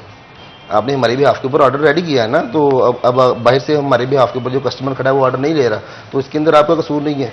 आपको तो पेमेंट अभी होनी चाहिए ना, तो फिर हम वो जो चीज़ है फिजाने दिन में जो आ देते हैं और आपको अभी पेमेंट ये कर देते हैं। और I think that is what would set Foodstead apart from the competition, यानी कि कंपटीशन से एक तरह से स्टैंड आउट करना बहुत जरूरी होता है किसी भी मार्केट के अंदर। आई थिंक ये डेफिनेटली आपको स्टैंडिंग आउट पॉइंट देगी। रेस्टोरेंट के हवाले से भी, रेस्टोरेंट्स आपके साथ काम करना चाहेंगे। और रिव्यूज के हवाले से बात करें तो जो किस तरह के रिव्यूज जो हैं वो मिल रहे हैं, किस तरह का ऑडियंस का रिस्पॉन्स है, इस हवाले से भी बात करेंगे। लेकिन उससे पहले बिल्कुल छोटा सा ब्रेक ले लेते हैं। ब्रेक के बाद हाजिर होंगे, कहीं मत जाइएगा, हमारे साथ रहिएगा।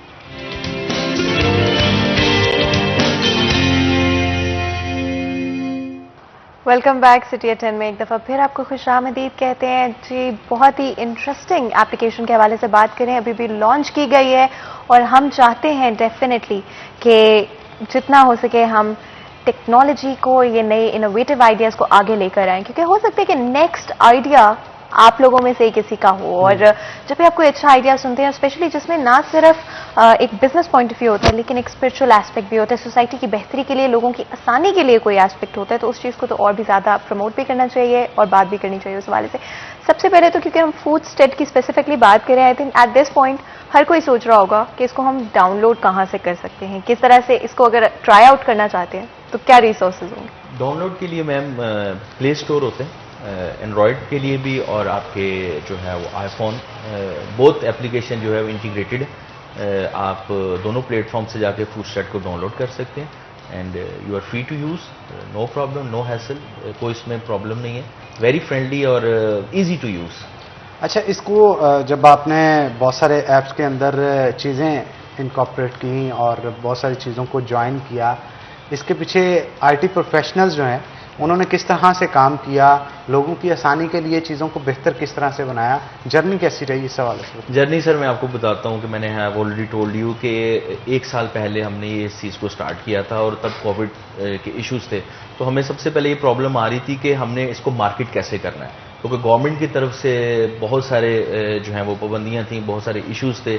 तो ग्रेजुअली जैसे जैसे हमें पता चलता गया कि अगर हमने सेम ट्रेंड पे काम स्टार्ट किया है जो ऑलरेडी मार्केट में ऑपरेशनल कंपनीज हैं, तो ये मामला जो है दूसरी तरफ चले जाएंगे। तो फिर हमने दिन रात इस पे लगा के हमारी आईटी कंपनी, जो ऑलरेडी मैंने आपको कहा कि नॉर्वेजियन बेस्ड कंपनी है, लेकिन हमारी आईटी टीम इधर फैसलाबाद में और लाहौर में भी प्लेस्ड करती है, यहाँ पे भी बैठे हुए हैं, वो काम कर रहे हैं।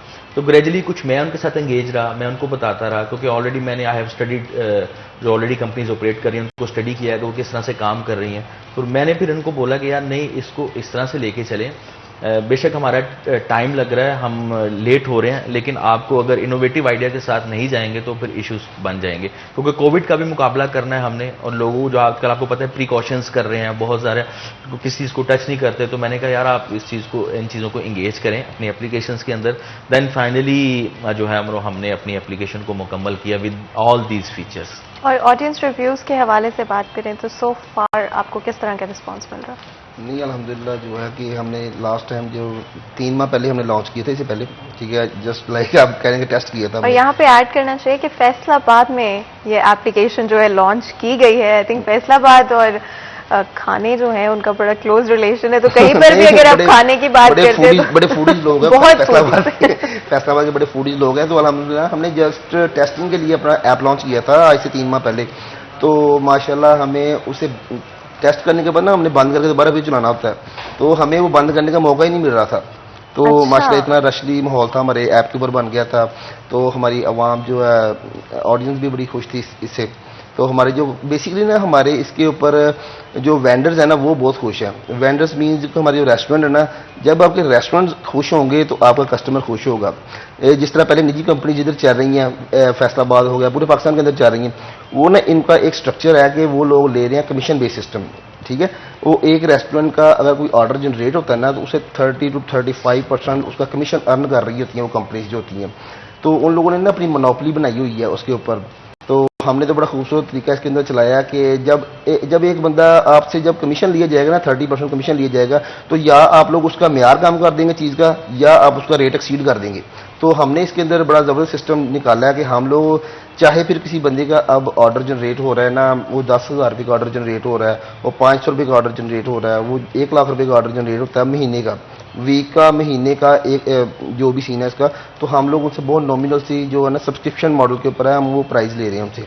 हमने मंथली सब्सक्रिप्शन फीस के ऊपर आ गए हैं, लेकिन हम लोग वो जो सिस्टम है ना, हम मोनोपोली तोड़ने वाली साइड के ऊपर जा रहे हैं कि हम लोगों ने उन कंपनी की मोनोपोली खत्म करनी है। अच्छा, स्ट्रक्चर कैसे बिल्ड किया आपने? मतलब सपोज मैं इस ऐप को डाउनलोड करता हूँ, मेरा मन है दाल खाने का, तो क्या मैं दाल भी ऑर्डर कर सकता हूँ इससे? सर जी, आप छम्मा दाल चावल फैसलाबाद बड़ा मशहूर है, ठीक है, आप तो वो भी ऑर्डर कर सकते सब आ सकते हैं, ठीक है। आप मतलब आपने एक large group of food industry जो है जी। इसमें ऐड ऑन कर दिया है। आप कॉन्टिनेंटल खाना चाहते हैं, फास्ट फूड खाना चाहते हैं, गली मोहल्ले की दाल चावल खाना चाहते हैं, हर चीज मिलेगी आपको। अब हजारा होटल फैसलाबाद आपको पता है, फिर दाल उसकी क्या सी है इसका, आपको वो मिलेगी, हर चीज आपको ना अल्हम्दुलिल्लाह जो एलीट क्लास से लेके जो नॉर्मल जो तबका ना, हर चीज के लिए हमने अवेलेबिलिटी दी हुई है इस चीज के ऊपर। अच्छा जी, अब फ्रेश ग्रेजुएट्स का भी आप मुझे कुछ बता रहे थे, अब ये भी बता दें कि जितना टैलेंट किसी भी कंपनी में होता है उतनी ही वो सक्सेसफुल होती है। बिल्कुल ऐसे ही मैम, मैंने जैसे ऑलरेडी आपको मेंशन किया है कि हमारी कंपनी एक यूनिक आइडिया के साथ है, तो हम लोग फ्रेश ग्रेजुएट्स को जो है वो अपॉर्चुनिटी दे रहे हैं कि वो आएँ हमारी कंपनी को ज्वाइन करें एज ए इंटर्नी। अगर वहाँ पे परफॉर्म करेंगे तो they can make their carriers, वो अपने कैरियर वहाँ पे बिल्ड करें, क्योंकि कंपनीज आती तो हैं लेकिन अपॉर्चुनिटी कोई क्रिएट नहीं करती। तो हमारे तो दरवाजे खुले हैं जी। हमने तो पहले भी बहुत सारी यूनिवर्सिटीज़ को इंगेज किया है, वहाँ से हमने ग्रेजुएट्स को लिया है, वो इंटर्नशिप हमारे साथ कर रहे हैं। मज़ीद यूनिवर्सिटीज़ को भी मैं वेलकम करूँगा कि आएँ हमारे साथ ज्वाइन करें हमें, और नई टेक्नोलॉजी को देखें, उसको डिजिटलाइज मामलात को देखें और ख़ुद भी मुस्तफ़ीद हों और आगे भी अपने दोस्तों को बताएं। क्योंकि जब एक बंदा स्टडी करता है यूनिवर्सिटी या कॉलेज के अंदर और जब उसको चीज़ें प्रैक्टिकल करने को मिलती हैं, दैट्स इंटायरली डिफरेंट। तो प्रैक्टिकल में जब चीज़ें बेहतर होंगी, उनको करने को मिलेंगी, तो डेफिनेटली उनका कैरियर ग्रो करेगा।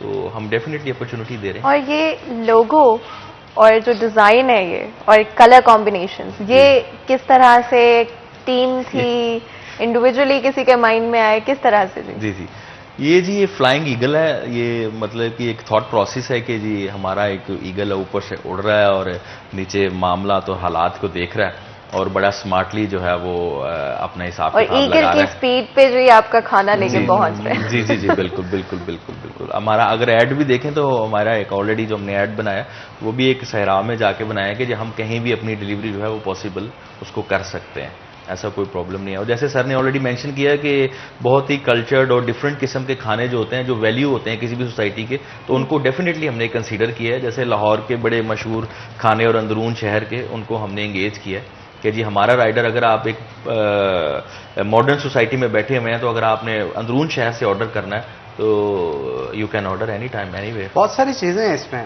लेकिन टारगेटेड ऑडियंस कौन होगी आपकी? सर टारगेटेड ऑडियंस जो है हमारी वो एवरीवन, हर किस्म का बंदा। अगर आप अलीट क्लास हैं तो अलीट रेस्टोरेंट्स जो हैं हमारे, वो भी हमारे panel. I just want know about features कि क्या इस पे आप ओवर क्रीम की तरह राइड भी बुक करवा सकते हैं, कुछ इस तरह के फीचर्स? अच्छा, बहुत सारी चीज़ें आएंगी हमारी एप्लीकेशन के अंदर, क्योंकि under one roof we are offering many services, लेकिन यूजर फ्रेंडली एज वेल। ये नहीं है कि हमने कोई एक खिचड़ी बना दी है कि लोगों को समझ ना आए, which is very user friendly. इसके अंदर तो ये हम करेंगे चीजें इंशाल्लाह ताला। आपको नेक्स्ट कभी मौका मिलेगा सिटिंग का तो डेफिनेटली विल डिस्क्राइब के whatever we are come up with. और जो इसके अंदर ना लोग बड़ा जिस तरह आपने बोला ओवर क्लीन वाली राइड का सिस्टम जो है ठीक है, इसके अंदर हमारी आपको पता फैसलाबाद की वहाँ माशाल्लाह वो क्या करते हैं, उन्होंने 200 रुपये का ऑर्डर करना होता है और बंदे के पीछे बैठ जाना और सगोदे पहुंच जाना ठीक है, वो ऑर्डर करते हैं इसके पीछे, तो ऑर्डर करके उन्होंने अपना मकसद भी पूरा कर लेना होता है और अपना ऑर्डर भी मंगवा लेना होता है। ठीक है, जिस तरह आप इधर बैठे हो, आपको घंटा घर से कोई चीज़ चाहिए हो, ठीक है, आपने उधर जो नियर उसके है ना रेस्टोरेंट, आपने उधर ऑर्डर करना है, ऑर्डर करके जो राइडर का नंबर आपके पास पहुंच जाना है, आपने राइडर को कॉल कर दिए कि सर आते हुए ये चीज़ लेते आइएगा। ठीक है, बेसिक मकसद आपका जो है वो आपका दूसरा ही है, तो हमने उसके साथ ऑर्डर भी कर दिया अपना। ठीक है, तो इस तरह हमारे फीचर्स भी लोग इंजॉय कर रहे हैं, तो माशाल्लाह बड़ा मज़ा आ रहा है। फैसलाबाद को लॉन्च करके हमारी जो एक्सपेक्टेशन थी उससे ज़्यादा मज़ा आ रहा है। और बहुत सारे रेस्टोरेंट हैं जिन्होंने ऑलरेडी अपना पर्सनल, जिस तरह से आप बात कर रहे हैं कि ऑनलाइन मेन्यू, और स्पेशली कोविड की वजह से उन्होंने इंट्रोड्यूस इसका भी मैं थोड़ा सा बता देता हूँ आपको। हमारे फीचर्स के अंदर ये भी ऐड है, तो मैं क्या आपको बताऊँ हमारे फीचर्स नहीं बताएं आप, हमारे ऑडियंस को भी बताएं। हमारे फीचर्स के अंदर ये भी ऐड है कि अगर कोई रेस्टोरेंट अपनी एप्लीकेशन डेवलप करवाना चाहता है तो we are ready for it.